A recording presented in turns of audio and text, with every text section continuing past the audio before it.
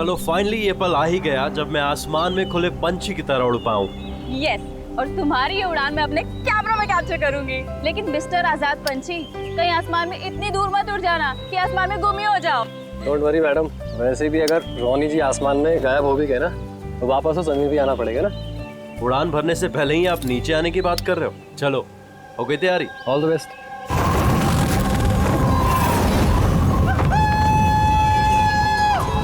Yes, this is so much fun! Oh my God! Woohoo! Yes, come on, keep going, keep going. Alia, I love you! Ronnie, I love you too. वाह, लगता है काफी experience है इन उड़ान का। Of course, America में उसने काफी एडवेंचर स्पोर्ट्स ट्राई किए हैं, पंजी jumping, paragliding and what not. बस इंडिया में कभी कुछ ट्राई नहीं किया था, और अब जब इंडिया में आए ही हैं हॉलिडे के लिए तो क्यों ना कुछ ट्राई करें।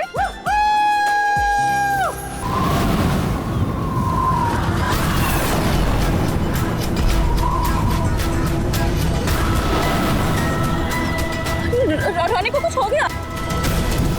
जॉन को कुछ हो गया, देखो।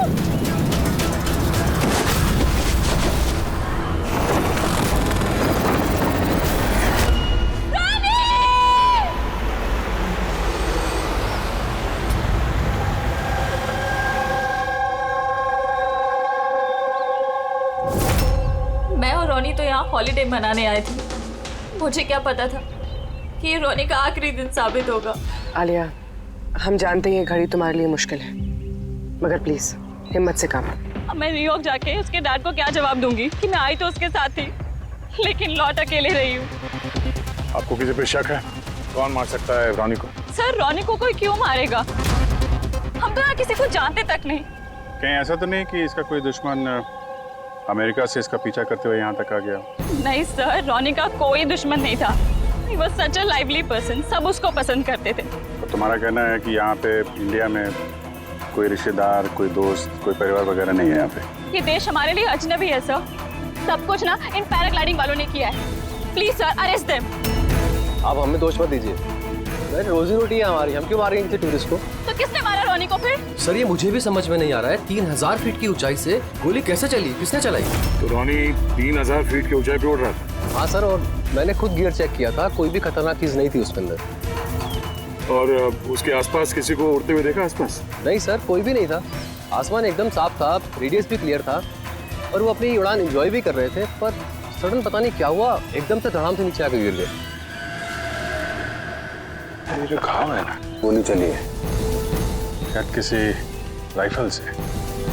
हाँ राइफल ही होगी, क्योंकि जिस हाइट पे ये उड़ान भर रहा था वहां से तो कोई शार्प शूटर ही गोली चला सकता है किसी राइफल से। जॉन, यहाँ आसपास किसी को गन या राइफल के साथ देखा है क्या तुमने? यहाँ पर गन लाना अलाउ नहीं है। आप असली गन की बात कर रहे हैं, वो दिवाली वाली पटाखे की बंदूक भी नहीं ला सकता कोई। आप लोगों ने देखा यहाँ पर किसी को? नहीं मैम, नहीं तो नहीं देखा। नहीं मैम। अच्छा आलिया, जब आप यहाँ पर आई रोनी के साथ, आपको किसी पे शक हुआ? कोई आप लोगों को फॉलो कर रहा हो, कोई आदमी जो गड़बड़ लगे?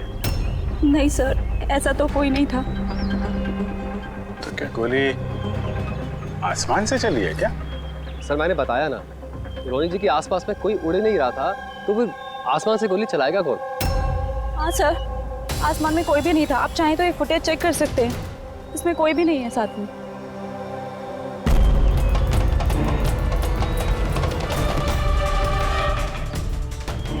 फुटेज में तो रोनी के आसपास दूर दूर तक कोई दिख नहीं रहा है। सर जमीन से नीचे से ऊपर किसी ने गोली नहीं चलाई। ये कह रहे हैं कि जब वो ऊपर रुका था तो कोई उसके आसपास नहीं था, तो ऊपर से भी गोली नहीं चला सकता। ये बताइए, ये गोली चली तो चली कहाँ से और किसने चलाई? कमाल है यार, इसका कोई दुश्मन नहीं है तो फिर इसको मारने के लिए इतनी प्लानिंग कौन करेगा? एक टेढ़ा केस लग रहा है। तो किसी टेढ़े आदमी को भेज देते हैं टेढ़े सबूत, शायद उसे कुछ पता चल जाए।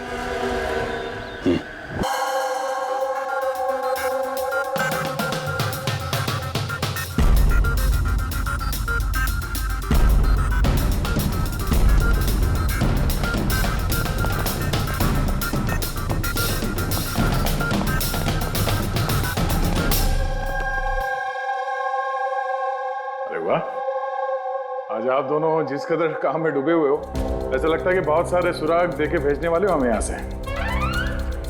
बहुत सारे सुना। हाँ, और अगर एक भी नहीं मिला तो? सीधे सीधे बता ना, कोई सबूत मिला ही नहीं है, कोई सुराग ही नहीं मिला तुझे। सर उस गोली के बारे में कुछ पता नहीं चला? इतना पता चला है कि भाई ऊपर से किसी यूएफओ ने गोली चलाई हो।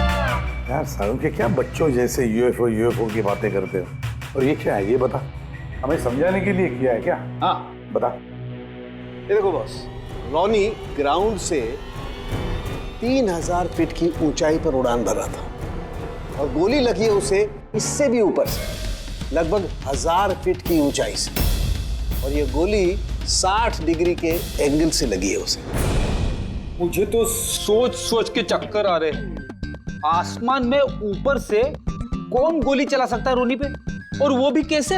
अभी ठहर जा, और चक्कर आएगा। बॉस, ये गोली लगभग 3 किलोमीटर की दूरी से चली है ना, बड़ी अजीब बात है। गोली 3 किलोमीटर की दूरी से चलती है, 60 डिग्री में आती है, रॉनी के गले में घुस जाती है टेढ़ी। मतलब राइफल भी इस्तेमाल की है, बड़ी पावरफुल। बिल्कुल बॉस, राइफल भी पावरफुल है और गोली चलाने वाला भी पक्का निशानेबाज। इतनी ऊंचाई पर हवा बहुत तेजी से बहती है और टेम्परेचर भी ऊपर नीचे होता रहता है, फिर भी उसका निशाना चूका नहीं, एकदम अचूक पॉइंट पे लगा। तो गोली चलाने वाला भी मंजा हुआ खिलाड़ी है सर, एक शार्प शूटर। बिल्कुल, और ऐसे शार्प शूटर आसानी से तो मिलते नहीं जो ऐसा कारनामा कर जाए।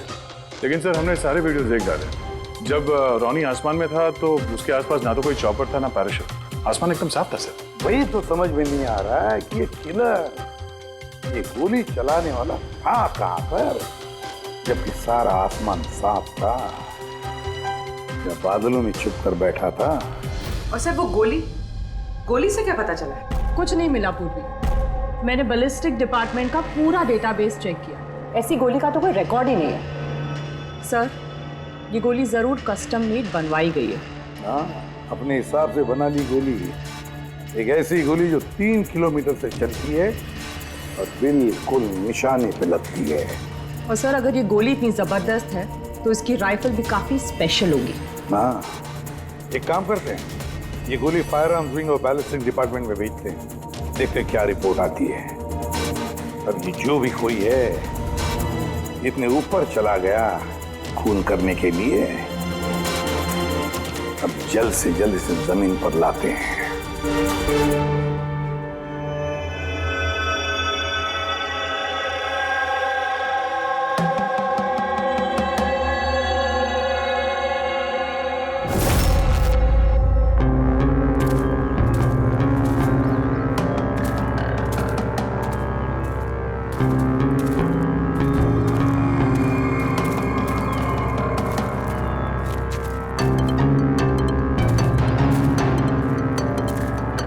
पास में है, वी कैन डू इट। यार गुरु, अब और नहीं चढ़ सकता, बहुत थक चुका हूं मैं। बस नवीन, ज्यादा दूर नहीं है, 3000 फीट चढ़ चुके हैं, पास ही में। We can do it, come on.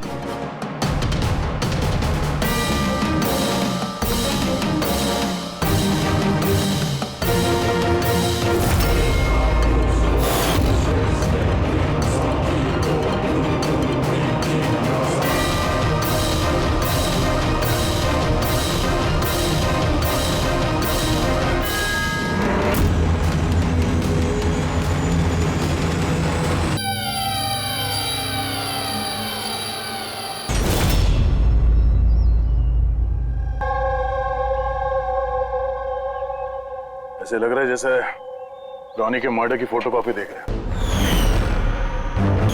3000 feet की ऊंचाई पे ठीक वैसे ही गोली मारी है सर के पीछे।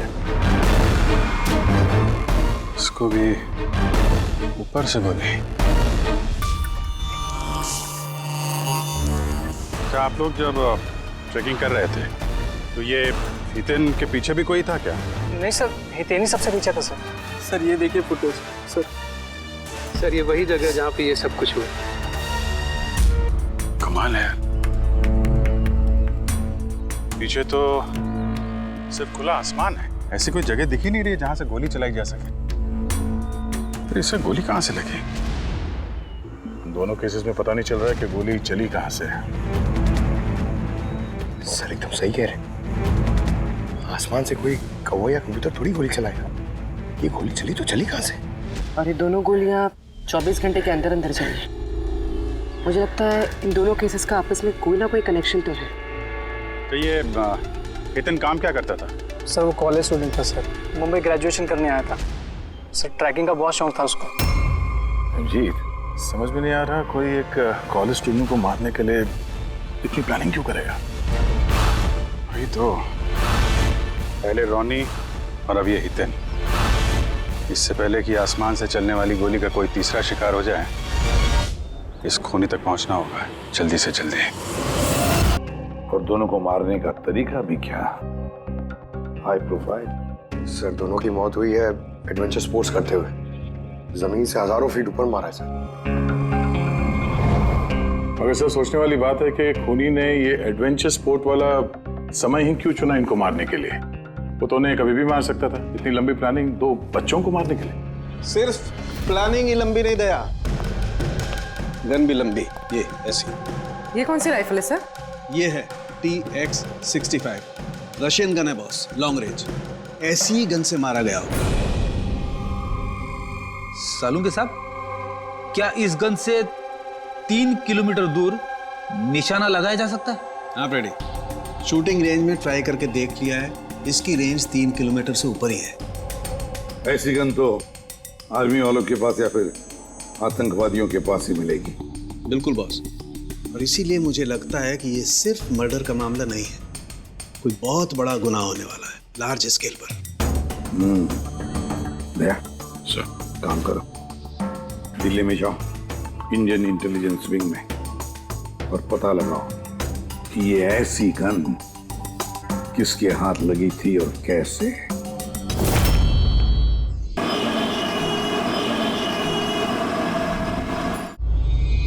ये सारे खून इसी राइफल से हुए हैं। और आप लोग तो जानते हैं, ऐसी हाई प्रोफाइल राइफल सबके हाथ में तो लग नहीं सकती। आप बिल्कुल सही कह रहे हैं सर। और गौर करने की बात तो ये है सर कि ये राइफल कोई खरीदना भी चाहे तो खरीद नहीं सकता। ये 1 या 2 पीस नहीं बिकती, पूरा का पूरा अलॉटमेंट होता है। तो पिछले कुछ सालों में जो आतंकवादी हमले हुए हैं उसमें ये इस तरह के राइफल इस्तेमाल हुए थे? जी हाँ। तो आपको किसी आतंकवादी गिरोह पे शक है? जी हाँ, अगर हमारा अंदाजा सही है तो हम जानते हैं कि इसके पीछे किसका हाथ है। कौन? इलवारे जिले में कुछ समय पहले हमारी आर्मी ने बहुत सारे हथियार जब्त किए थे। उन हथियारों में ये वाली राइफल भी। हाँ प्रताप सर, सारे आतंकवादी मारे गए, उनमें से एक आतंकवादी बचकर निकल गया और हमने उनके सारे हथियार जब्त कर लिए। Well done Pratap sir.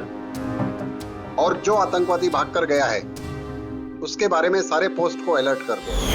तो ये काम उस आतंकवादी का हो सकता है जो बचकर निकल गया था वहां से?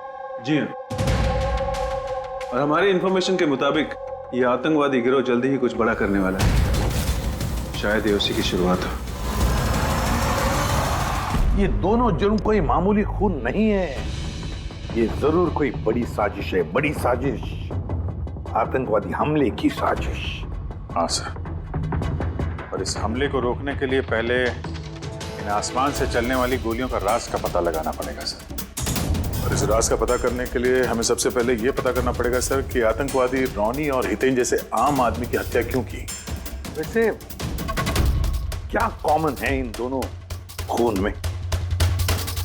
सर दोनों मर्डर हवा में हुए हाई प्रोफाइल राइफल से। किसी प्रोफेशनल शार्प शूटर का काम है सर ये।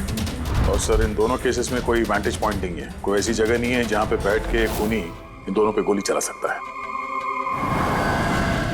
वैंटेज पॉइंट, वैंटेज पॉइंट, यही तो वजह नहीं हो सकती है? तो आप कहना चाह रहे हैं सर कि खूनी के पास कोई जगह नहीं थी बैठ के गोली चलाने की, और उसे ये पक्का करना था कि उसका टारगेट छूटे ना, उससे कोई चूक ना हो, इसलिए वो इन दोनों पे प्रैक्टिस कर रहा था? एग्जैक्टली अभिजीत, एग्जैक्टली, वो निशानेबाजी की प्रैक्टिस कर रहा था। मतलब सर उसका असली टारगेट कोई और है? सर अगर कोई वैंटेज पॉइंट था ही नहीं तो फिर वो हवा में गोलियां कहां से चला रहा था? पंकज, तुम्हारे सवाल का जवाब तुम्हारे सवाल में ही है। ये बताओ कि हम, मेरा मतलब है इंसान हवा में कैसे उड़ता है बिना पंखों के? सर एरोप्लेन से या फिर हेलीकॉप्टर से। बस तुम्हारा जवाब मिल गया। लेकिन सर वहाँ क्राइम सीन पे ऊपर आसमान में कोई चॉपर तो उड़ नहीं रहा था, ना ही कोई केबल कार थी वहां पे। तो दया कुछ और होगा, कुछ और होगा।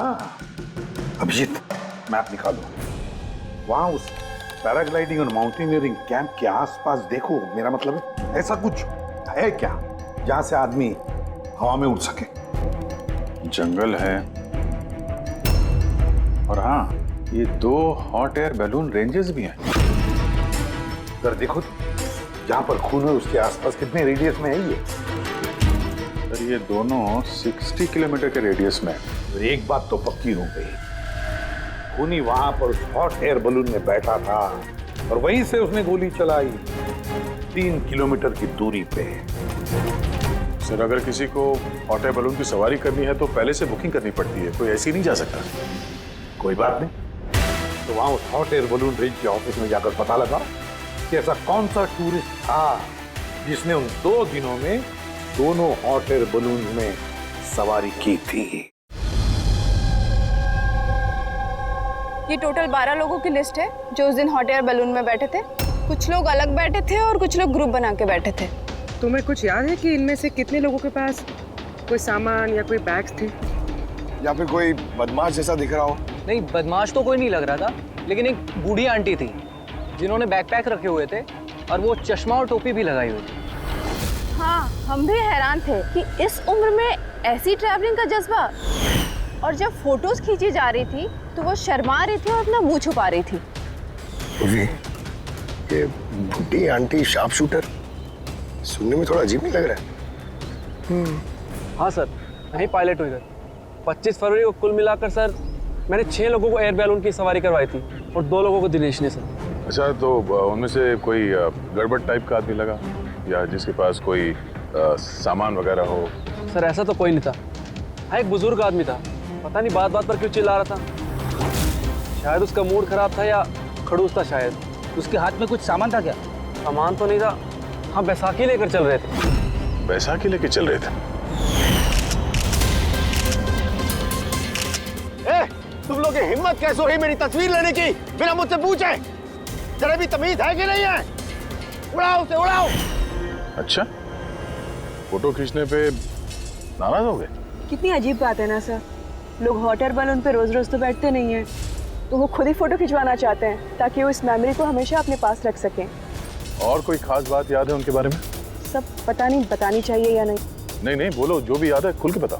इन्हें चलता देख के लग नहीं रहा था कि उन्हें बैसाखी की जरूरत होगी, पर फिर भी उन्होंने बैसाखी पकड़ रखी थी।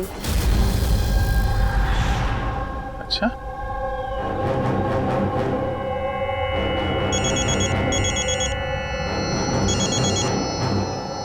हाँ सर। अपूर्वी, कुछ मालूम पड़ा? सर यहाँ पर एक बूढ़ी औरत आई थी और उसके हाथ में एक बैकपैक भी था। और हाँ, फोटो खिंचवाने से भी एतराज कर रही थी। अच्छा, यहाँ भी एक बूढ़ा आदमी आया था हॉट एयर बलून में बैसाखी लेके, और उसे भी फोटो खिंचवाने से परहेज था। सर कहीं ये बूढ़ा आदमी और ये बूढ़ी औरत एक ही इंसान तो नहीं है? एग्जैक्टली, वही शार्प शूटर। उसके बैग में और इसके बैसाखी में वो राइफल था जिससे ये खून हुए। और सर दोनों दिन ये ऊपर अकेला ही गया होगा, क्योंकि अगर किसी और टूरिस्ट के साथ जाता तो फिर राइफल सेट करने में और निशाना साधने में काफी मुश्किल हो जाते। नहीं पूरी, मुझे लगता है वो अकेला तो नहीं गया होगा। मतलब हॉट एयर बलून चलाना और साथ में ये राइफल भी चलाना, दोनों काम एक साथ करना जरा मुश्किल है। इस हॉट एयर बलून का पायलट भी होगा साथ में। मतलब सर इस जुर्म में पायलट भी मिले हुए हैं? यस, एक काम करो, उस पायलट को पकड़ो जल्दी। उस दिन उस बूढ़ी औरत को ऊपर बलून में कौन ले गया था? पायलट कौन था? संजीव था।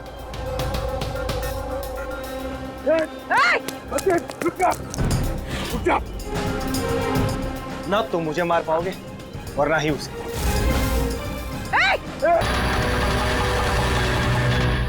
ये तो अपनी जान देने के लिए तैयार था। ये कोई छोटे मोटे मर्डर्स नहीं है पंकज, कोई बहुत बड़ा मिशन है जिसे अगर जल्द से जल्द नहीं रोका गया तो कुछ बहुत बुरा हो सकता है। अच्छा गीता, 24 फरवरी को जो आदमी ग्रुप में नहीं जाना चाहता था, अकेले जाना चाहता था, उसका पायलट कौन था? कौन लेकर? सोलो ट्रैवलर को तो दिनेश लेकर गया था। कमाल है दिनेश, इतनी देर से चुप बैठे हो, कुछ बोल ही नहीं रहे हो। तुम लोग मुझे पकड़ नहीं पाओगे। अभी यमराज तुझे अपॉइंटमेंट देने के मूड में नहीं है। जब तक हमारे सवालों का जवाब नहीं मिल जाता, तुझे जिंदा रहना पड़ेगा। चल। मार लो, जितना मार सकते हो मार लो, मुझे कोई फर्क नहीं पड़ता। वैसे भी तुम्हारे इन कानून के कमजोर थप्पड़ों में इतनी ताकत नहीं है कि मेरे जुर्म की मजबूत हड्डियों को गला सके। समझे? तुम्हारे साथ जोर जबरदस्ती करना होता तो उसके लिए तो 2 मिनट का काम है हमारे लिए, पर बाद में ख्याल आता है तुम्हारे परिवार का, तुम्हारी बहन। अगले महीने उसकी शादी है ना? कैसा लगेगा उसे कि उसकी शादी हो रही है और शादी के वक्त उसका भाई इस दुनिया में नहीं है? हाँ? और तुम्हारी माँ हर महीने खर्चे के लिए पैसे भेजती हो ना, तुम्हारे जाने के बाद कौन ख्याल रखेगा उसका? कभी सोचा है इसके बारे में? हाँ? नहीं? चलो, अब भी मौका है,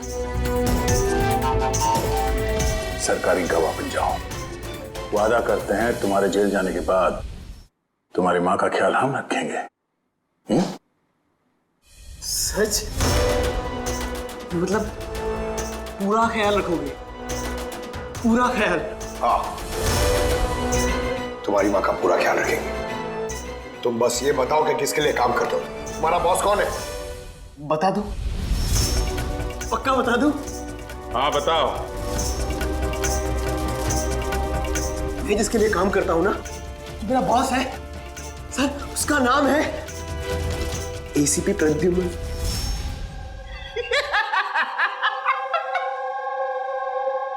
एसीपी प्रद्युम्न, जाओ पकड़ लो और गिरफ्तार कर लो उसे। कहा था ना, मैं कुछ नहीं बताने वाला, जो कर सकते हो कर लो। सीआईडी वाले, सीआईडी। ओ बॉस, बॉस।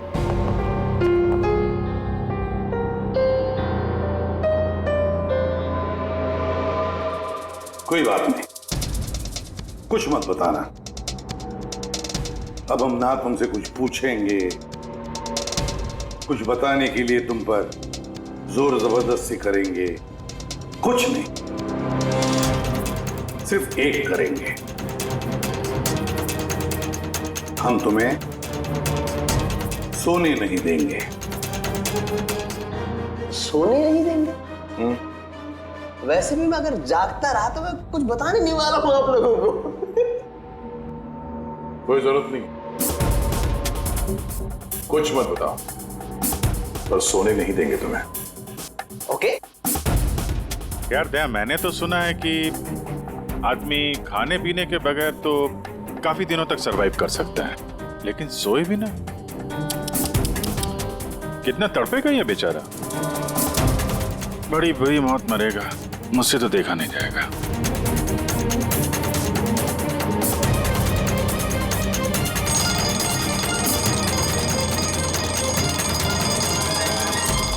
समय काटने के लिए आसानी होगी। हाँ?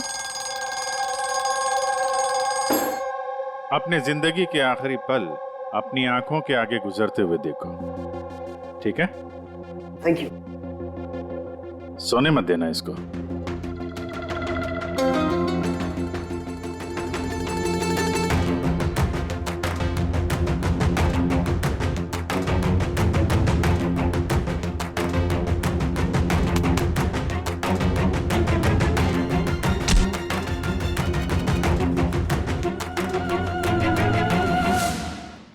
Ready sir. अरे कहाँ हो यार?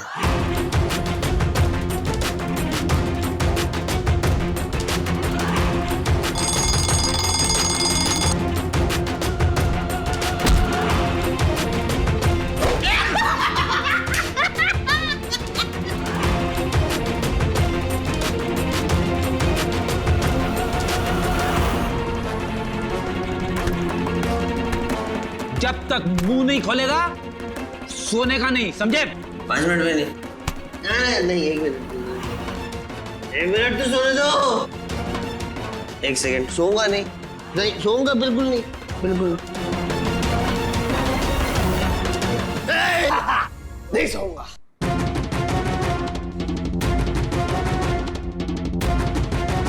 बस अब टूटने वाला ही है।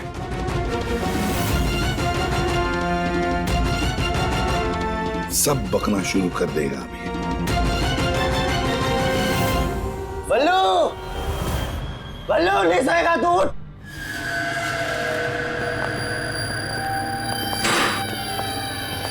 क्या सोना चाहता है? तो सोने देंगे ना भाई, क्या प्रॉब्लम है? चलो हम सोने देंगे तुमको। खाली ये बताओ कि तुम्हारे गिरोह का प्लान क्या है? हाँ बता दो। मेरा नाम दिनेश नहीं है, मेरा नाम मेरा नाम बल्लू है, दिनेश नहीं है मेरा नाम। और मुझे स्पेशली इसी मिशन के लिए तैयार किया गया था। और जो 2 मर्डर हुए थे ना, वो प्रैक्टिस थी। हमारा असली मिशन है उसको मारना।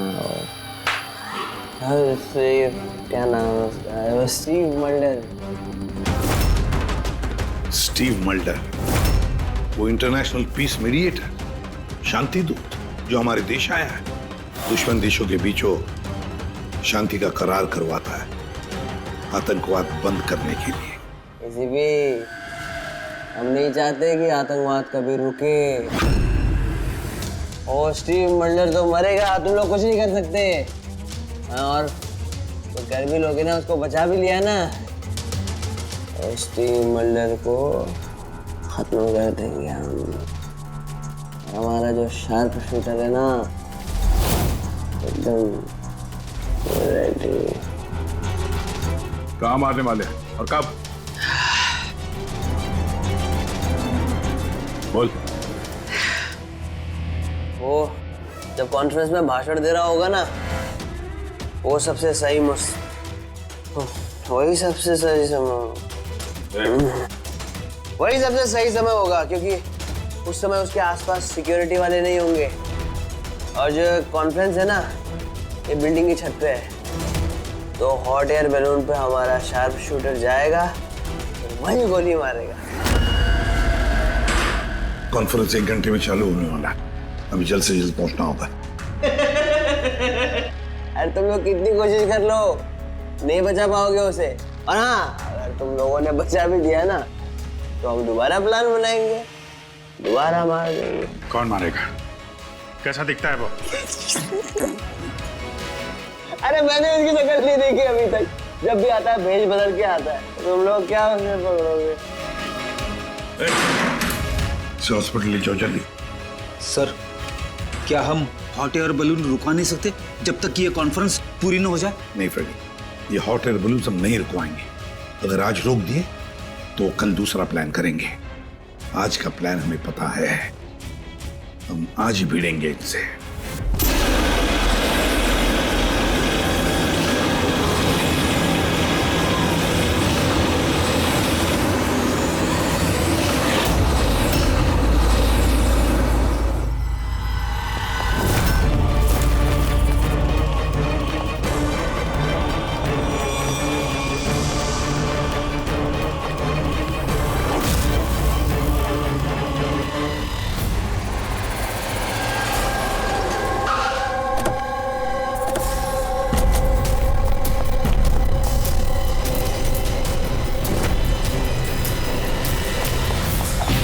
सीआईडी मिस्टर स्टीव मल्डर कहाँ है? ऊपर कॉन्फ्रेंस में।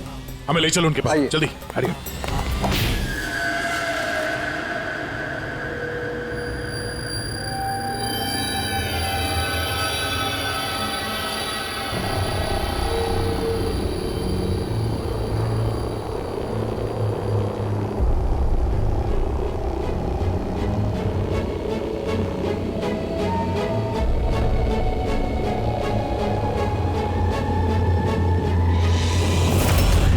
यहाँ पे 4 बलून है, 2 हवा में है और 2 रेडी हो रहे हैं उड़ने के लिए। मेरे सामने जो बलून है सर, उसमें एक कपल है और वो लड़के के पास एक बैकपैक है। नजर रखो उन पे, कौन कौन आ रहा है, कौन कौन जा रहा है, सब पे ध्यान रखना। ओके?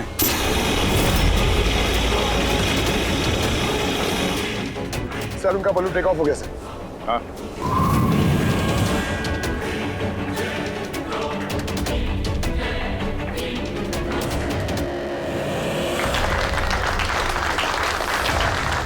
इस दुनिया में टेररिज्म क्यों है, ये क्वेश्चन बहुत जरूरी है। और ये टेररिज्म तभी स्टॉप हो सकते हैं जब सभी देश भाई भाई की तरह साथ रहें। टेररिज्म को जड़ से उखाड़ फेंकना होगा हम सबको।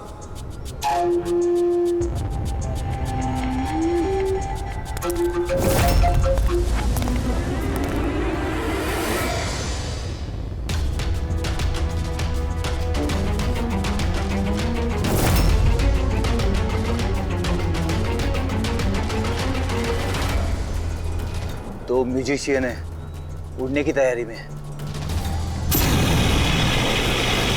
उनके हाथ में गिटार के बैग है।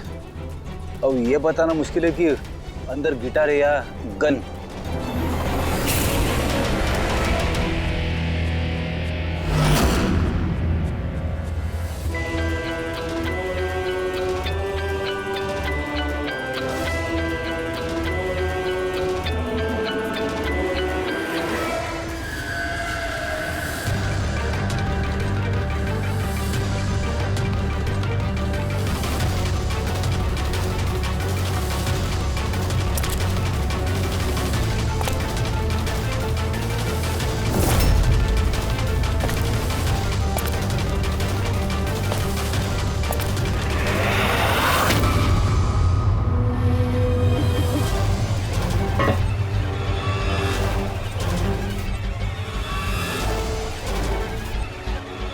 सर और एक आदमी आया है, उसके पास एक बैकपैक और एक क्रच है। वेट करते हैं।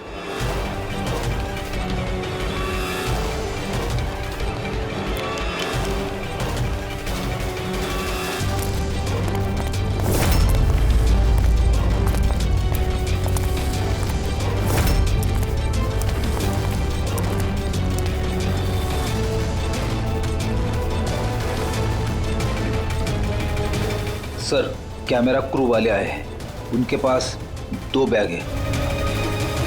Camera crew?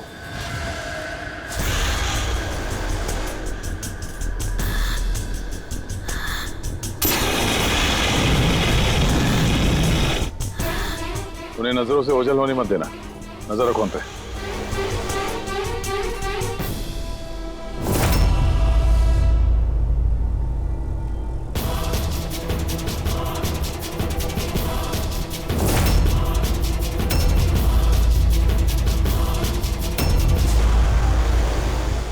यहाँ तो बहुत सारे बलून उड़ रहे हैं। सुसाइड बॉम्बिंग क्या है?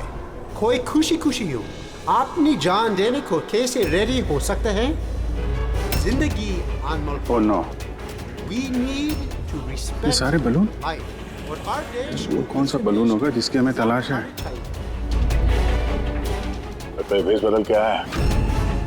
ये तो शक्ल से कुछ गड़बड़ लग रहा है।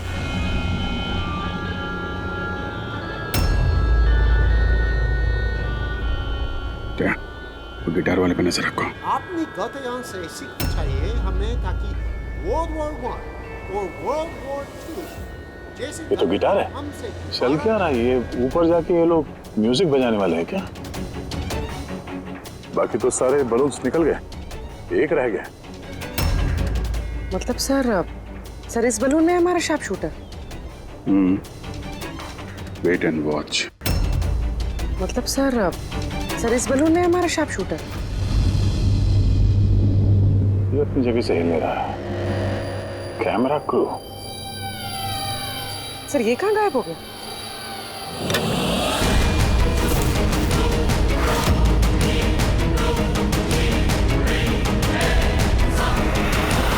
सर इसके पास तो राइफल है, वैसे जैसे साड़ू के सर ने बताई थी। अभिजीत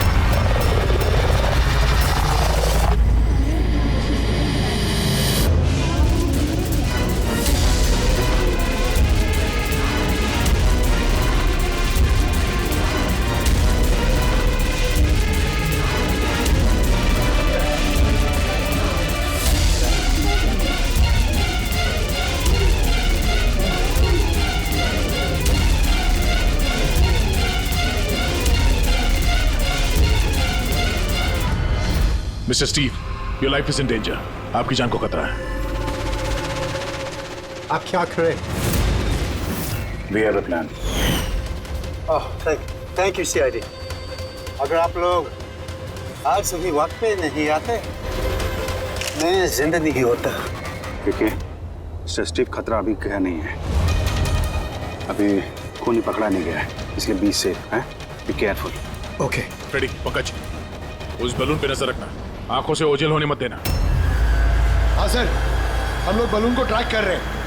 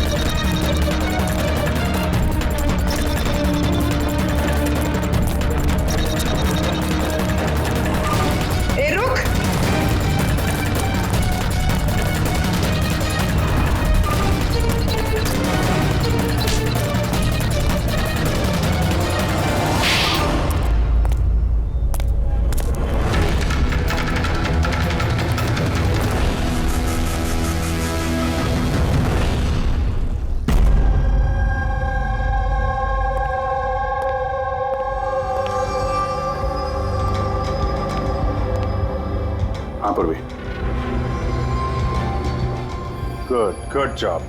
Congrats. पकड़ गया killer, Mr. Abhijit? Yes, Mr. Steve, we got him. Yes. Well done. Well done. CID बरसों से इस देश की सेवा कर रहे हैं और आज एक बार फिर आपने एक खतरनाक टेररिस्ट को पकड़ लिए है। अभी वो पकड़ा गया है, बहुत जल्द हम उसके पूरे ग्रुप को पकड़ लेंगे। Mister Steve, we are very proud of you. आप जैसे लोगों की दुनिया को जरूरत है, जो आप जैसे साहसी हैं और नेक हो।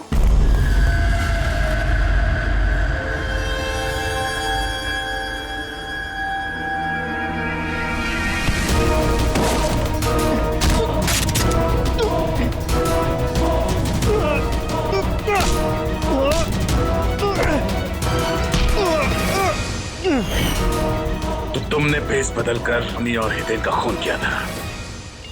तुम मिस्टर शार्प शूटर, अब जेल की उड़ान भरना है, फांसी पे झूलते हुए, समझा? तुम्हें क्या लगता है तुमने मुझे पकड़ लिया तो स्टीव जिंदा बच जाएगा? कभी नहीं। हमारी तादाद इतनी ज्यादा है कि तुम्हारा कानून हमें ढूंढते ढूंढते थक जाएगा, लेकिन हम खत्म नहीं होंगे। खत्म होगा तो तुम्हारे ये देश। एक खटमल हमारे देश पे बुरी नजर डालने वाले आए और चले गए। जानता है हमारे देश को आजाद हुए कितने साल हो गए? 70 साल। और पिछले 70 सालों में हमारे देश के वीरों ने न जाने कितने आतंकवादियों का खात्मा किया है। आज तेरी बारी है, कल तेरे साथियों की बारी होगी। हमारा देश रहेगा और खुशहाल रहेगा, और अगर इस देश से किसी चीज का खात्मा होगा वो है आतंकवाद, समझा? आतंकवाद।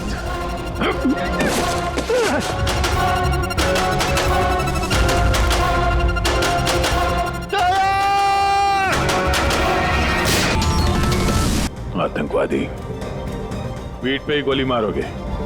हम लोग यहाँ खाते गोली, यहाँ।